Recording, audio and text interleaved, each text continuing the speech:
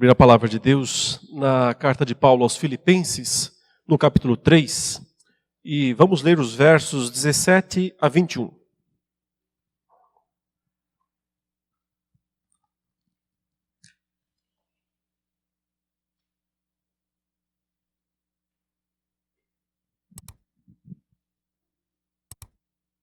Filipenses capítulo 3, versos 17 a 21. Assim diz a palavra de Deus. Irmãos, sede imitadores meus e observai os que andam segundo o modelo que tendes em nós.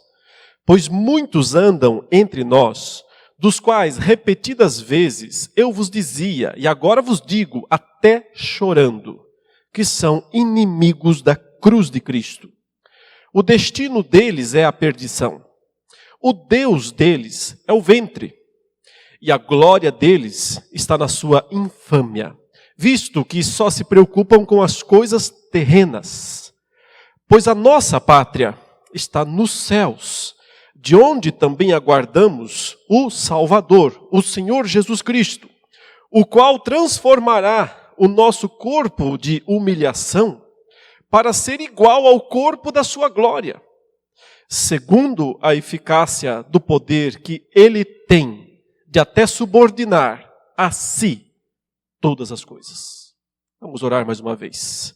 Senhor, tua palavra está diante de nós, nós acabamos de lê-la, nós reconhecemos a autoridade da tua palavra, inspirada, infalível, inerrante, uma lâmpada capaz de iluminar perfeitamente os nossos caminhos. Nós nos deleitamos na tua palavra, porque, como diz o Salmo 19, os teus preceitos, os teus mandamentos são doces. São como ouro, mais do que o ouro, e mais doces do que o mel. Nos abençoe nesta noite com o entendimento do que está escrito, para que esse entendimento se transforme em atitudes práticas, e para que ao final de tudo, o Senhor seja glorificado através das nossas vidas. Isso nós te pedimos, em nome de Jesus. Amém.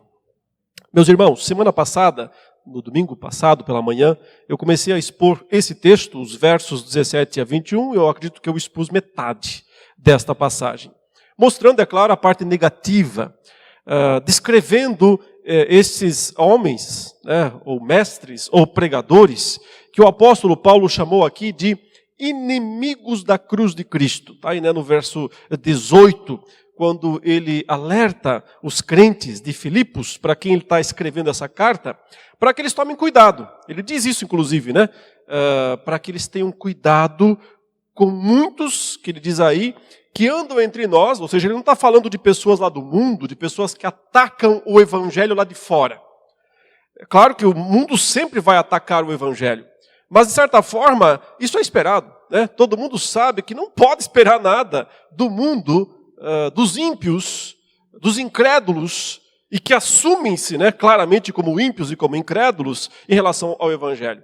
Não se pode esperar nada, e então a gente está preparado quase sempre para aguentar as pancadas e aguentar aquilo que as pessoas que não conhecem e que não creem no Evangelho falam. Mas é mais difícil estarmos precavidos em relação àqueles que professam a fé, que se assumem como cristãos e mais do que isso como pregadores, e outros títulos tantos que as pessoas se dão a si mesmas para alcançarem algum tipo de notoriedade perante os outros e então, através da sua pregação, se tornam aquilo que Paulo chama aqui de inimigos da cruz de Cristo. E eu disse na semana passada, só um breve resumo para quem não assistiu, embora eu recomende que, se possível, assistam, afinal de contas, as pregações estão todas lá no nosso canal no YouTube.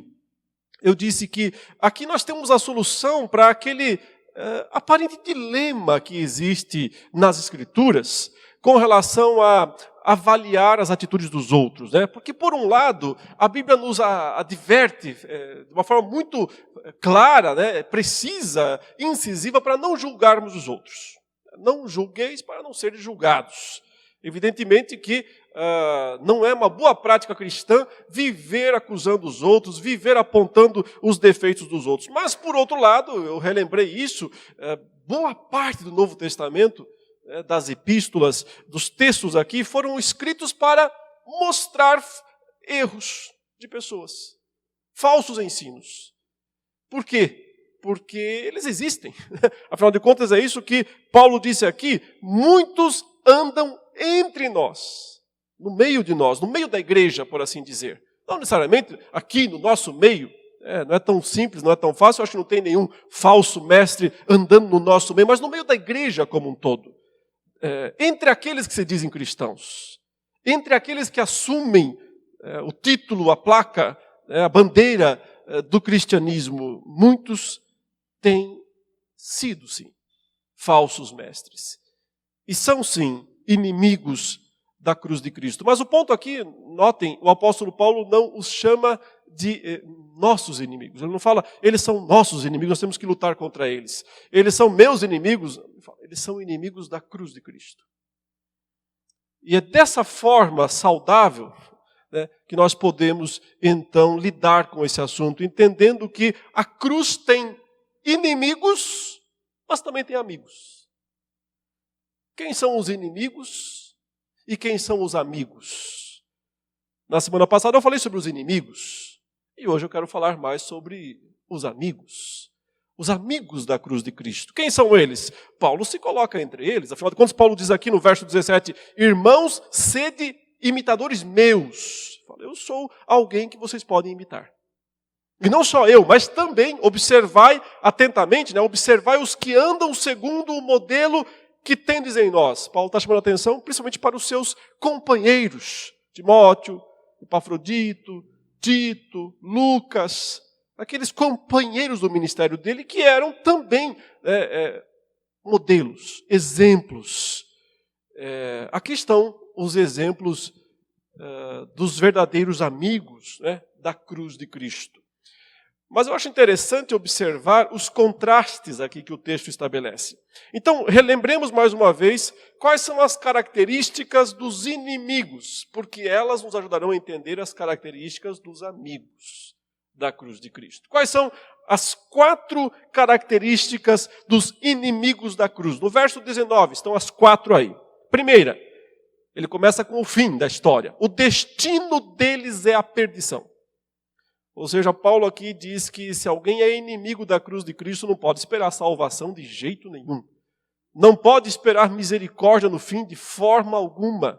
O destino, e destino aqui tem a ideia não apenas daquilo que vai acontecer, mas do propósito, da razão por trás dos acontecimentos. Então, a ideia é a finalidade da existência deles. Eles existem para isso. Eles existem para a perdição. Logicamente, eles não podem evitar isso, porque a perdição é o fim deles. O fim deles é a perdição, é o que os aguarda. E perdição aqui, meus irmãos, é total condenação. É sim inferno. É sim condenação eterna. Porque se alguém, através da sua pregação, mesmo se dizendo cristão, mas a sua pregação o coloca como um inimigo da cruz de Cristo, não pode esperar outra coisa a não ser a perdição. Em segundo lugar, ele fala, o Deus deles é o ventre. E essa é a expressão mais curiosa, interessante de todo esse texto, quando ele fala, o Deus deles é o ventre. Ventre é estômago, intestino, toda a parte, né, interior, todo o sistema digestivo. Vamos entender que aqui o apóstolo Paulo não está querendo fazer uma descrição médica, anatômica, né, de como que é o interior do ser humano. Então, ele não está fazendo distensão, está fazendo aquilo, né, é o estômago, onde estão os apetites. É a barriga. O Deus deles é a barriga. Mas no sentido de aquilo que a barriga quer. Aquilo que ela exige. Por um lado, então, ele está dizendo que essas pessoas, provavelmente, né, são aquelas que querem satisfazer todos os seus apetites. Que são governadas pela barriga, governadas pelo estômago, governadas pelo que elas querem, pelo que elas anseiam, pelo que elas desejam. Ali está o Deus delas. Mas talvez ele também esteja aqui usando essa expressão para falar daquele outro grupo de pessoas, porque esses que vivem para satisfazer tudo que eles desejam e que acham que não há restrição, que não há limitação, que não tem pecado, a gente pode chamá-los de libertinos. Mas, por outro lado, os que a gente chama de legalistas, e todos nós temos que tomar cuidado para não sermos nenhuma coisa nem outra, os legalistas também seguiam pela barriga. Porque no caso aqui específico, o que estava em grande discussão naqueles dias era o que se podia ou não comer. Pode comer isso? Não pode comer aquilo? Aquelas várias restrições alimentares que, segundo o Novo Testamento, haviam encerrado.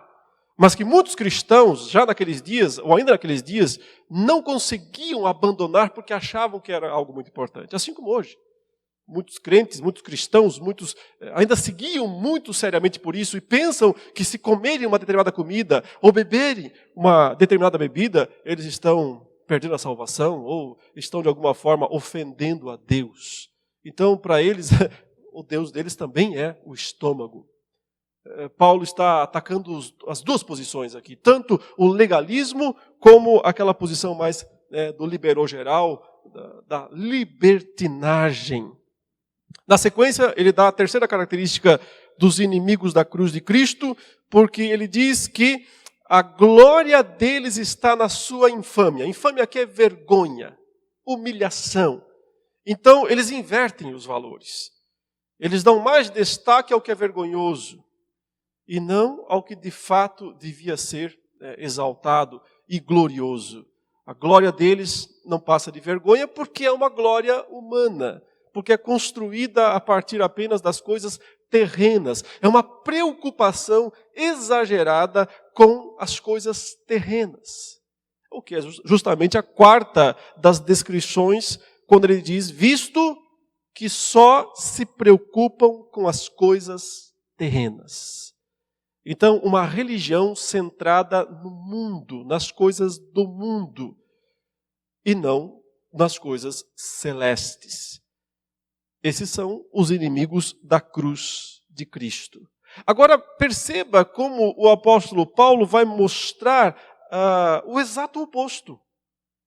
Ele vai também nos dar 4 declarações na sequência para o que eu, então, estou aqui chamando de os amigos da cruz de Cristo. Se os inimigos são aqueles que têm essas 4 atitudes, ou essas 4 descrições, melhor dizendo, essas 4 descrições, também nós vamos ver 4 descrições agora dos amigos da cruz de Cristo, e me parece que elas são o exato oposto, ou elas estão, de alguma maneira, em contraposição a essas coisas. Porque se, primeiramente, o destino dos inimigos é a perdição, a destruição, qual é o destino dos amigos, dos salvos, dos santos? Os céus. Ele começa dizendo exatamente isso no verso 20. Pois a nossa pátria está nos céus. E é para lá que nós vamos, essa é a ideia. Mas nós não estamos lá ainda. Quando Paulo diz, a nossa pátria está nos céus, ele está dizendo que nós somos meio que expatriados agora, Nós somos cidadãos sem pátria. Porque nenhum país deste mundo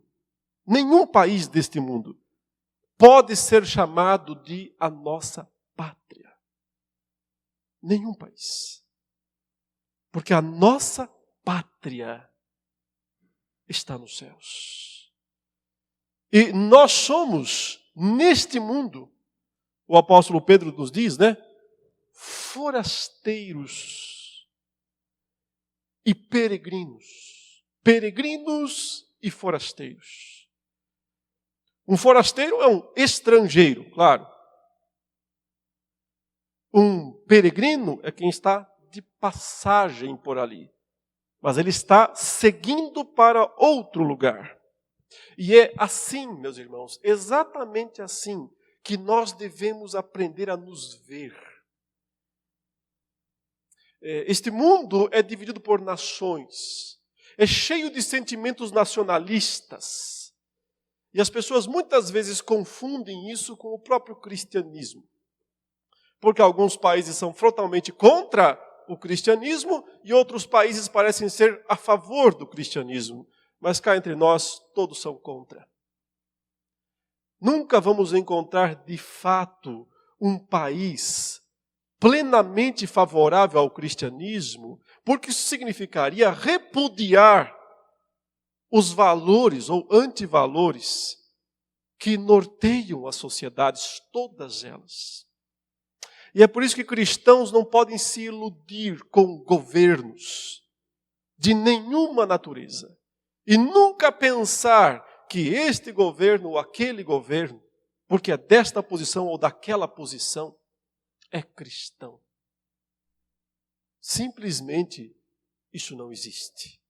Uma pessoa pode ser cristã e pode estar ocupando este ou aquele cargo. O governo não é. Nem nunca será. E a nossa pátria, ou melhor, será assim, quando Cristo retornar e subjugar todos os governos a Ele próprio. Até lá, todos estão dentro do domínio ainda do dragão, do Deus deste século. E nós não podemos nos enganar e nem nos iludir com estas coisas.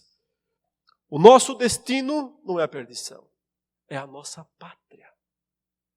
É para onde nós vamos.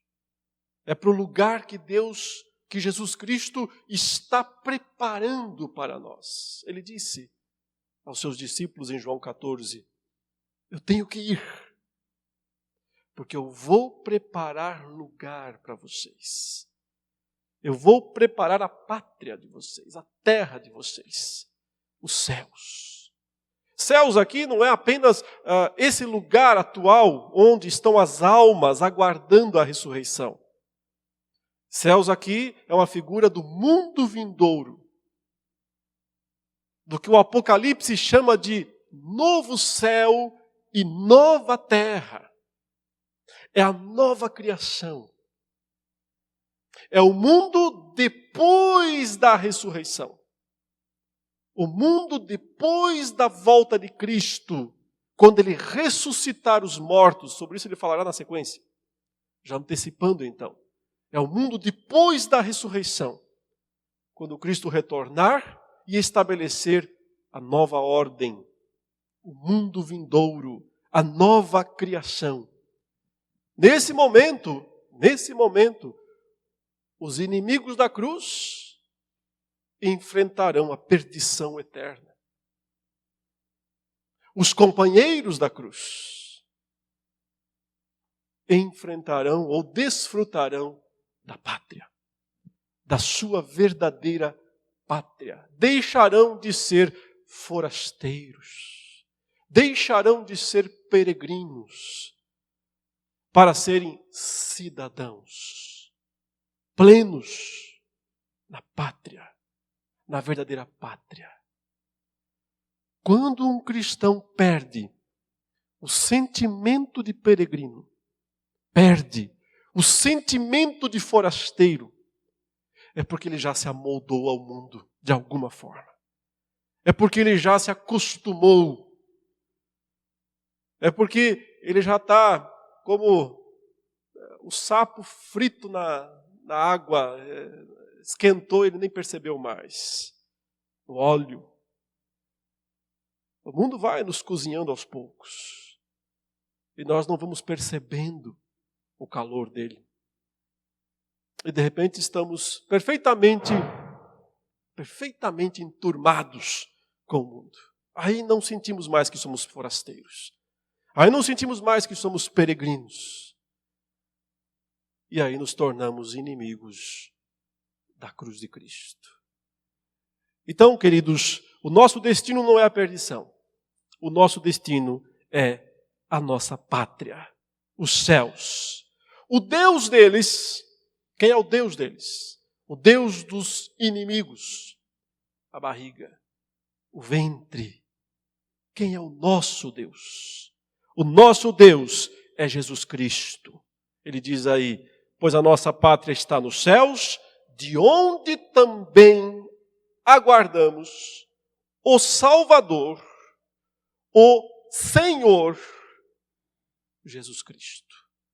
O Salvador, o Senhor. Senhor aqui é um título divino, Kyrios. É um título para Deus. É a divindade de Cristo que está em destaque, mas também o seu caráter de Salvador. O nosso Deus é aquele que se revela na face de Jesus Cristo. O nosso Deus é aquele que, como Filipenses 2 diz, abandonou o seu local de conforto celeste e veio a este mundo para se fazer homem e para se fazer servo e para ir até a morte e morte de cruz. Os amigos da cruz de Cristo entendem exatamente o que ele fez e quem ele é. Porque entendem o que de fato é a cruz. O que é a crucificação de Cristo, meus irmãos? O momento maior da humilhação de Deus. Deus se humilhando na pessoa de Jesus Cristo. Na pessoa de seu Filho. Deus se esvaziando das suas prerrogativas, dos seus direitos. E sofrendo a mais vergonhosa das mortes. É por isso que o verdadeiro cristão, ele nunca se coloca contra a cruz, porque ele entende o valor, a grandeza, a grandiosidade do Deus que se revela na face de Cristo. Nós não somos nossos próprios deuses. Nós não nos guiamos por nosso ventre, por nossos desejos, por nossas ambições. Nós nos guiamos por Jesus Cristo. Ele, e somente Ele, é o Deus que nós servimos. O Deus Filho. Porque é função do Filho revelar o Pai. Nós não vemos o Pai. Nós nunca vimos o Pai. E me arrisco a dizer que nunca veremos. Mas nós sempre veremos o Filho, o revelador do Pai. Esse é o nosso Deus. Jesus Cristo não é um deusinho menor. Não é um Deus de segunda classe, não é um Deus inferior, não é um Deus criado. Jesus Cristo é o Deus eterno, que se fez carne, que se fez homem, que se fez servo, que viveu e morreu por nós. E por isso Ele, e somente Ele, é o Deus que nós servimos. Os amigos da cruz de Cristo são aqueles que têm só um Deus. E esse Deus é o que se revela Salvador em Jesus Cristo. Mas a glória dos inimigos da cruz de Cristo é a própria vergonha deles. Ou seja, eles estão aqui numa posição de total inversão dos seus valores. Contudo, a nossa glória, o apóstolo Paulo diz, é o momento, ou será o momento, é o nosso anseio, portanto, é a nossa expectativa, portanto, de quando nós seremos justamente transformados de um estado de vergonha e humilhação para um estado de glória e exaltação. Veja o verso 21. O qual, que é Jesus Cristo, quando Ele voltar, que nós estamos esperando por Ele, o qual transformará o nosso corpo de vergonha, o nosso corpo de infâmia, o nosso corpo de humilhação, para ser igual ao corpo da sua glória. Ao corpo da sua glória. Qual é a nossa glória? de experimentarmos a glória do próprio Cristo, a semelhança do próprio Cristo. E aqui, meus irmãos, o apóstolo Paulo nos diz algo muito importante. Ele nos diz como será o nosso corpo. Porque hoje nós temos um corpo humilhado, ele diz. O corpo da humilhação. Com isso, Paulo não está querendo dizer, ele não defende esse lugar nenhum, que o problema está só no nosso corpo, ou seja, aquele dualismo que os gregos sustentavam, de que o espírito era bom, mas o corpo mal. Segundo a Bíblia, corpo e alma são caídos, são maus, porque foram ambos igualmente afetados pela queda, pela corrupção, pelo pecado. Então, quando ele fala aqui, o corpo da humilhação, inclui a sua alma também. É a nossa existência decaída, é a nossa existência limitada. De certa forma, amaldiçoada. Ainda que uma maldição por tabela. Mas lembrem-se, quando Adão e Eva pecaram, Deus veio para eles e pronunciou uma maldição sobre a criação e pronunciou uma maldição diminuída, podemos dizer, sobre eles. Maldita é a terra por causa de vocês. Você, Eva, terá dores. Você, Adão, vai suar. E vai doer também. A partir daí nós vemos toda a humilhação da existência humana. É por isso que nós falhamos. É por isso que nós não somos perfeitos. Que nenhum dos nossos projetos funciona perfeitamente. Que nada do que nós fazemos é lindo e perfeito. Tudo é defeituoso. Há defeito em tudo o que nós fazemos. Porque simplesmente nós fomos tocados pelo mal. E durante toda a nossa vida, nós vamos sempre carregar essa humilhação. É sábio quem entende isso, quem compreende isso. É tolo quem fecha os olhos para isso. Por isso, o orgulho e a soberba são as duas atitudes mais tolas que podem existir. Nada pode ser mais tolo do que soberba ou orgulho. Se o que nós somos, na verdade, se a nossa existência é e será até o último dia da nossa vida aqui nesse mundo, uma existência humilhada. Humilhada pela mão de Deus. Por causa dos nossos pecados. Mas o nosso destino não é a perdição.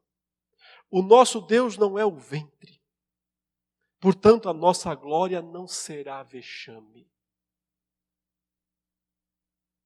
A nossa glória será a reversão do vexame.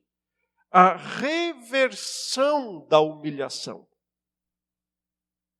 O qual transformará o nosso corpo de humilhação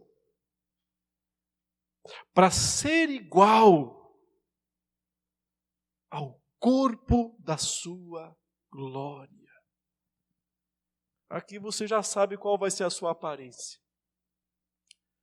Quando você ressuscitar, quer saber como é que você vai ser?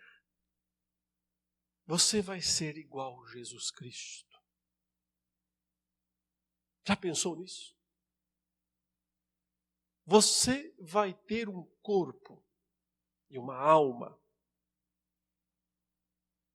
tão aperfeiçoados, será tão glorioso quanto é exatamente agora o próprio Senhor Jesus. Porque o Senhor Jesus ressuscitou e o corpo que ele tem é um corpo sem igual. É um corpo, é físico. Porque ele ressuscitou fisicamente. Mas ao mesmo tempo, é um corpo que não está restrito a este ambiente físico ilimitado que nós vivemos. Só para dar alguns exemplos, né? Quando você lê um pouco dos evangelhos após a ressurreição de Jesus, você percebe que Jesus faz algumas coisas bem interessantes. Já ressuscitado, já com seu corpo glorioso. Porque para os primeiros que ele aparece, eles não o reconhecem. Se eles não o reconhecem, é porque ele não apareceu exatamente igual ao que ele era antes, porque não tem como não reconhecer. Se uma pessoa que você tanto ama morre, e 3 dias depois ela aparece exatamente igual, você não vai confundi-la com um jardineiro, você não vai confundi-la com alguma outra pessoa. Então, ao mesmo tempo em que o Senhor, quando ele aparece com um corpo que ele tinha, mas não é exatamente igual. É alguma coisa nova, diferente. Mesmo assim, ele pode se apresentar e, num certo momento, ser igual ao que ele era.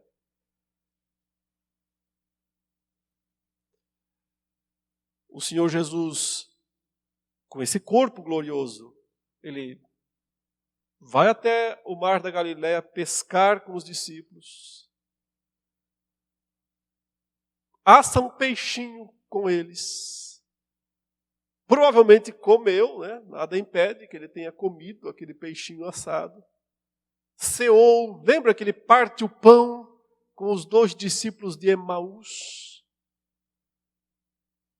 Mas ao mesmo tempo ele não está restrito, ele não necessita, ele não precisa disso, porque ele é eterno. Seu corpo não morre, não adoece.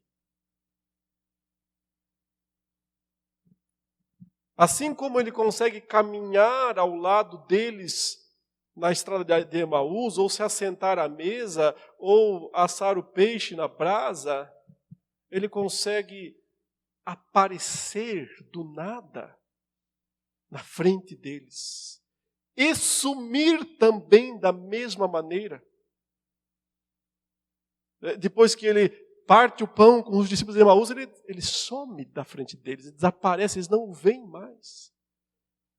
Ele consegue aparecer ali com portas fechadas no final do domingo, com os apóstolos reunidos, Tomé não estava lá. Ele aparece, portas fechadas, no meio deles e diz: paz seja convosco. Mas no próximo domingo, o Tomé está presente, o que duvidou, e disse: se eu não colocar meu dedo, se eu não colocar minha mão, eu não creio. Jesus aparece e diz: Tomé, vem cá. Coloque o seu dedo, eu não sou um fantasma. Eu não sou um mero espírito. Toque. Como pode tocar algo que pode desaparecer? São só pequenas indicações, não são descrições completas. Nós não temos lugar nenhum uma descrição completa, né, desse corpo.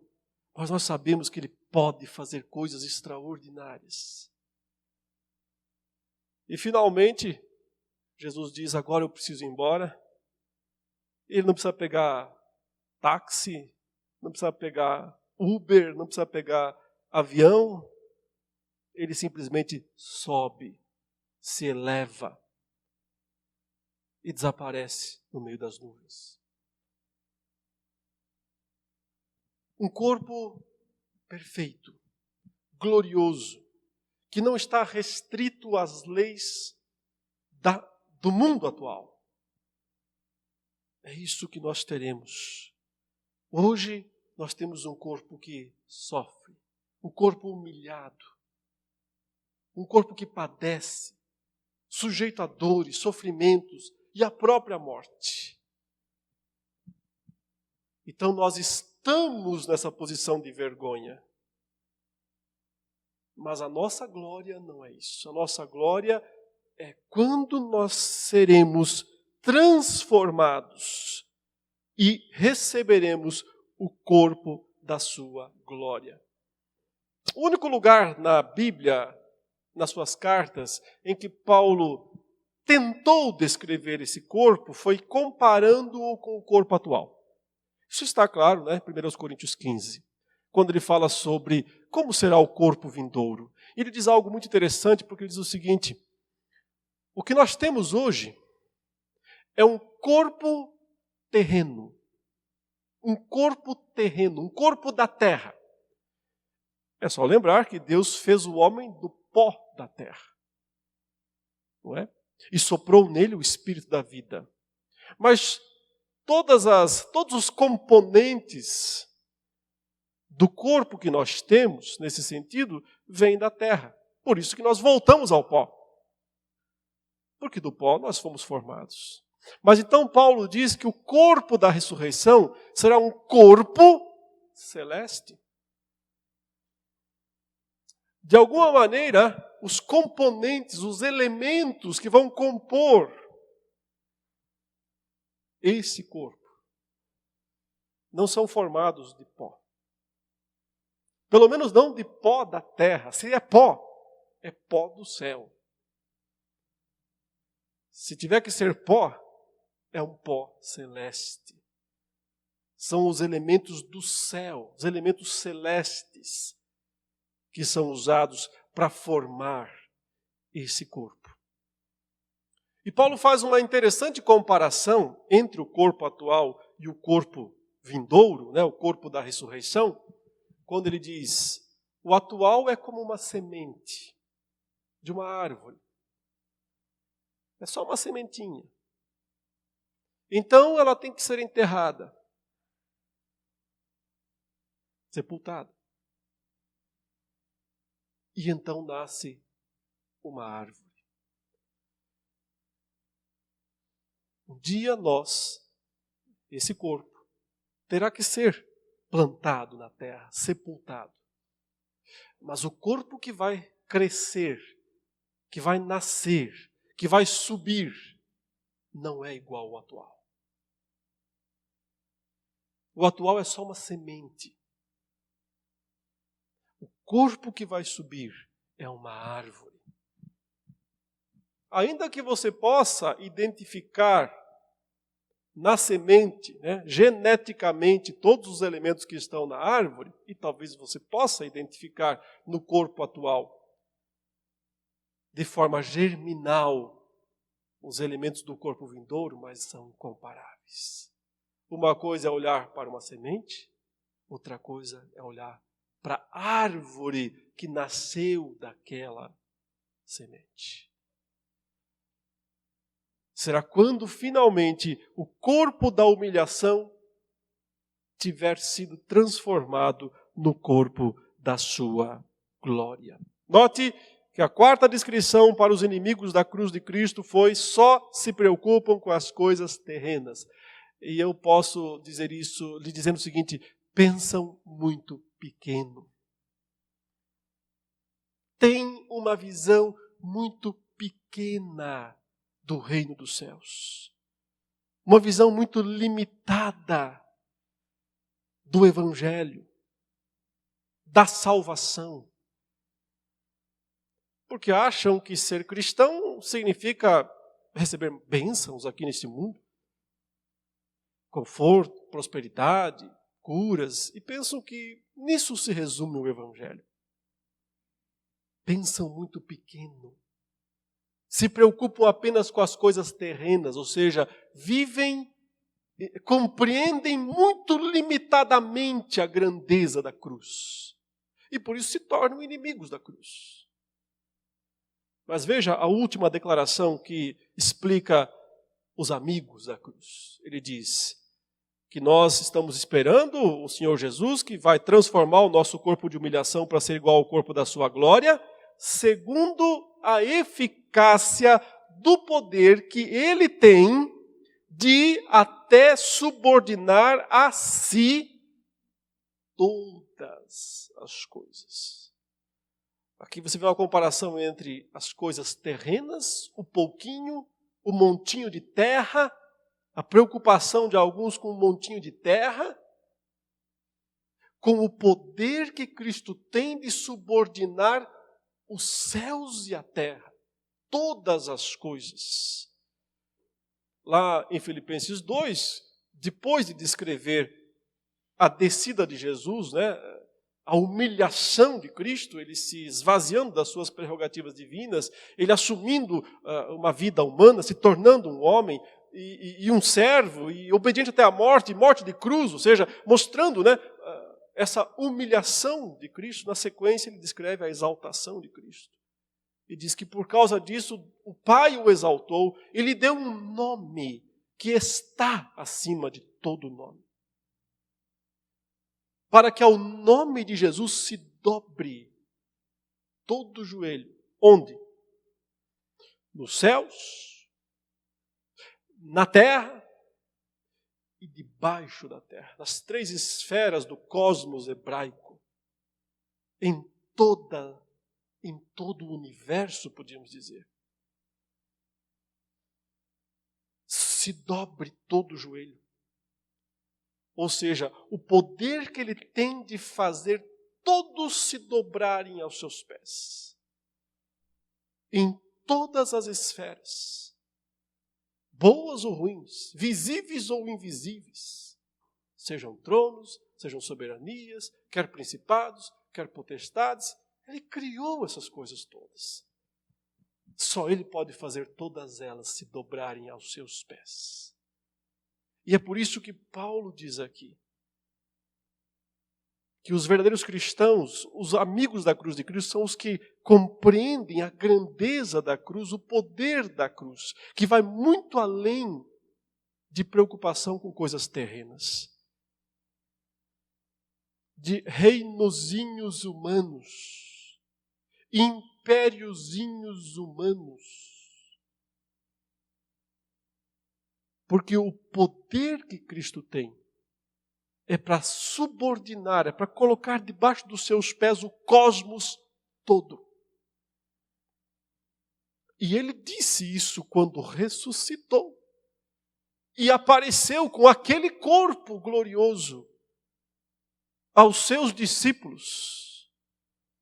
E declarou enfaticamente para eles: eu recebi toda a autoridade nos céus e na terra. Ou como o Apocalipse 5 descreveu, o texto que nós lemos, ele pega o livro da mão direita daquele que está sentado no trono, e então se dobram diante dele todas as criaturas, celestes, terrestres e infernais, dos abismos. E todos são obrigados a reconhecer, a confessar o seu senhorio. Esse Deus é melhor do que o ventre. Esse Deus é mais poderoso do que o estômago. E é por isso que os cristãos reconhecem o direito de Cristo pela cruz. Foi por causa da cruz que ele conquistou isso. Sem a cruz ele não teria esse poder, essa autoridade. Ele seria Deus, ele seria o dono de todas as coisas, como ele sempre foi, o criador de todas as coisas, mas não o redentor. Mas não aquele que comprou com o seu sangue os que procedem de toda tribo, raça, língua e nação. Então a comparação, meus irmãos e irmãs, fica muito interessante quando nós vemos as características dos inimigos da cruz e as características dos amigos da cruz. Passemos rapidamente por elas apenas para fixar. Qual é o destino de uns e de outros? Dos primeiros é a perdição. Dos inimigos é a perdição. Dos companheiros. Por que eu falo companheiros em vez de amigos? Porque o companheiro põe o ombro embaixo. O companheiro é aquele que carrega também a cruz. E o Senhor Jesus disse que se nós quiséssemos segui-lo, nós também tínhamos que carregá-la. O companheiro põe o ombro embaixo e carrega a cruz com Cristo. Se submete a essa sina terrível, porque sabe das consequências extraordinárias. O nosso destino é o céu. É a nossa pátria. É a pátria que Cristo está preparando para nós. Ela não está pronta ainda. Só na planta. A planta está pronta. Bem desenhadinha, pode ter certeza. Mas a construção não está pronta. Só estará pronta quando Ele voltar e refazer todas as coisas. Aí nós veremos novo céu e nova terra. O Deus deles é o ventre, o nosso Deus é Jesus Cristo. O que se humilhou, mas que também foi exaltado. A glória deles são as coisas vergonhosas desse mundo. A nossa é reconhecer nossa humilhação,